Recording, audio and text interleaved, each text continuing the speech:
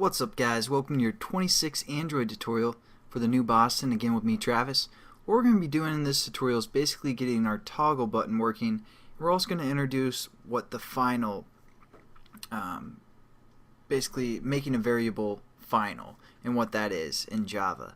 So what we're going to do is we're going to have this toggle button and we're going to set up a on-click listener, because it's kind of a good review because we've done this in the past as well, and you guys will get familiar with this because it is kind of confusing the first time you see it. But again, we defined all of our variables up here and the reference to the XML. We created a toggle button called passTog, and it's having this yellow error because we aren't using it. So what we're going to do is we're going to set up the on-click listener by typing out the variable name, again within our onCreate bracket, so it'll be the within the second bracket right here. And so we're going to say passTog, and then we can set the on-click listener by hitting dot set on-click listener. And there's also an option of set check change listener, but I want to use the set on-click listener because later I'm going to introduce something else. So use the set on-click listener, and again we're just going to finish off the bracket right here before we define our on-click listener, just so we don't get confused within all these brackets and all this code that's going on. So again, we don't have an on-click listener, so we're going to say new view dot on-click listener. And you guys will again get familiar with this. It's kind of looking sketchy right now, but all you need to do is click right here and it will set it up for you. And if it didn't, retype it out. It should give you a little help, or Eclipse should give you a little help, and then you just click it and it'll set that up. Otherwise, you guys can kind of look at how this is set up at the moment. And here we go. Every time the the toggle button is pressed, we're going to want to do something within the onClick method. So we're going to go within this bracket, and what we're actually going to do is we're just going to change our edit text from kind of the password setup that we did. Basically right now we set up the edit text to have a password set to true, and that's going to kind of block out whatever we type in, give it those little stars or dots or whatever.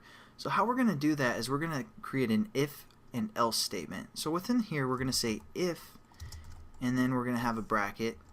Basically we're going to define something. If this is true, we're going to do whatever is within this new bracket that we just created.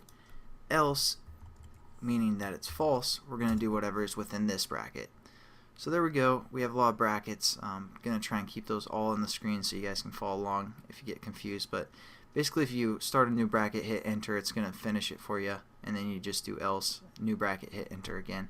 There we go. We have our thing set up. But what we want to check is if the toggle button is set to true, or if it's turned on.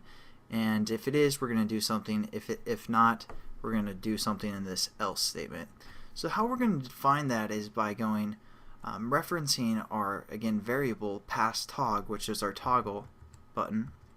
So passTog, and we can hit period and use a method called isChecked. And it's a Boolean, basically meaning true or false statement. Those are the only two options. So if it is checked, it's going to be true. If it's false, it's not true. So if it's not checked, then it's false. Now what we're getting is a error over our passTog because we're using it within like a sub bracket, or basically a sub bracket, you guys can think of it, and or sub method. And if we hover over it, it gives us a recommendation to change the modifier to the type final. So we're going to click that, and what that does is it adds this modifier called final right before we define what our variable is. Now basically what final means is it's not going to change. Since this toggle button is always going to have this reference bridge over to the XML and not going to change from that reference bridge, we need to say that it's going to be final, because that's never going to change. It's always going to be that reference. So what we can do is say if is toggled. Basically that's the majority of the lesson I want to show you guys, is this if or else. But we're actually going to get into the coding of setting up the input type for the most part, if we want it to be a password type or a regular text, in the next tutorial. So get kind of familiar with this layout. Again, we set the onClick listener and we set up an if or else statement within our onClick method. And we also set this to final because that reference is never going to change, and that will allow us to access that variable within these sub methods as well. So thanks again for watching, guys, and I'll catch you in the next tutorial.